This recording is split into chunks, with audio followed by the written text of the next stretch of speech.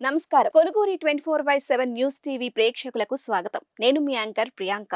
గత 38 రోజులుగా ప్రపంచాన్ని అరచేతిలో పెట్టుకుని వణికించిన అమెరికా ఇరాన్ యుద్ధం ఒక అనూహ్య మలుపు తిరిగింది. ఆపరేషన్ ఎపిక్ ఫ్యూరీ పేరుతో మిడిల్ ఈస్ట్ లో రగిలిన మంటలు ఒక్కసారిగా చల్లబడ్డాయా?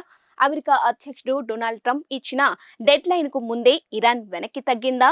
అసలు ఈ 2 వారాల సీజ్ ఫైర్ వెనుక ఉన్న అసలు కథ ఏంటి? అమెరికా ప్రెసిడెంట్ ట్రంప్ ఇరాన్ లో ఒక నాగరికతను తుడిచిపెట్టేస్తామని చేసిన భయంకరమైన హెచ్చరికల నేపథ్యంలో ఇక మూడో ప్రపంచ యుద్ధం ఖాయమని యావత్ ప్రపంచం భయపడింది.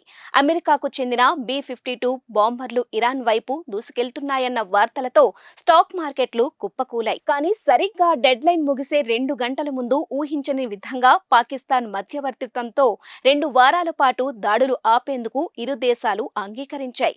దీని వెనుక ఉన్న అసలు టార్గెట్ ఒక్కటే, హర్ముజ్ జలసంధి. ప్రపంచ చమురు రవాణాలో 20% జరిగే ఈ కీలకమైన మార్గాన్ని ఇరాన్ పూర్తిగా మూసివేసింది. ఇప్పుడు ఈ మార్గాన్ని తిరిగి సురక్షితంగా తెరవాలనే కఠిన షరతుతోనే ట్రంప్ ఈ సీజ్ ఫైర్ కు గ్రీన్ సిగ్నల్ ఇచ్చారు. ట్రంప్ ఈ ఒప్పందాన్ని టోటల్ అండ్ కంప్లీట్ విక్టరీ అని ఘంటాపదంగా చెబుతూ ఉంటే, ఇరాన్ మాత్రం తమ 10 పాయింట్ల శాంతి ఒప్పందానికే అమెరికా తలొగ్గిందని ప్రచారం చేసుకుంటోంది. మరి ఈ యుద్ధం నిజంగానే ఆగిపోయిందా? ఈ శుక్రవారం ఇస్లామాబాద్ లో జరగబోయే చర్చలు సక్సెస్ అవుతాయా? ఇరాన్ చెప్తున్నట్లు శాశ్వత శాంతి వస్తుందా? ఇక్కడే అసలు ట్విస్ట్ ఉంది. ఇజ్రాయెల్ మాత్రం లెబనాన్ లోని హజ్బుల్లా స్థావరాలపై దాడులు ఏ మాత్రం ఆపలేదు. దీంతో అమెరికా ఈ సీజ్ ఫైర్ నిబంధనలను ఉల్లంఘిస్తోందని ఇరాన్ అప్పుడే ఆరోపణలు మొదలుపెట్టింది. అటు అణు కార్యక్రమాల విషయంలో ఇరాన్ ఏమాత్రం వెనక్కి తగ్గుతున్నట్లు కనిపించడం లేదు. చూస్తూ ఉంటే ఈ 2 వారాల విరామం కేవలం తుఫాను ముందు ప్రశాంతతలాగే కనిపిస్తోంది.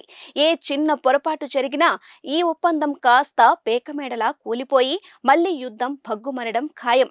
రాబోయే 14 రోజుల్లో మిడిల్ ఈస్ట్ రాజకీయాలు ఎలాంటి సంచలన మలుపులు తిరగబోతున్నాయో ఎప్పటికప్పుడు మీకు అందిస్తూనే ఉంటాం. Keep watching Koluguri 24/7 news TV.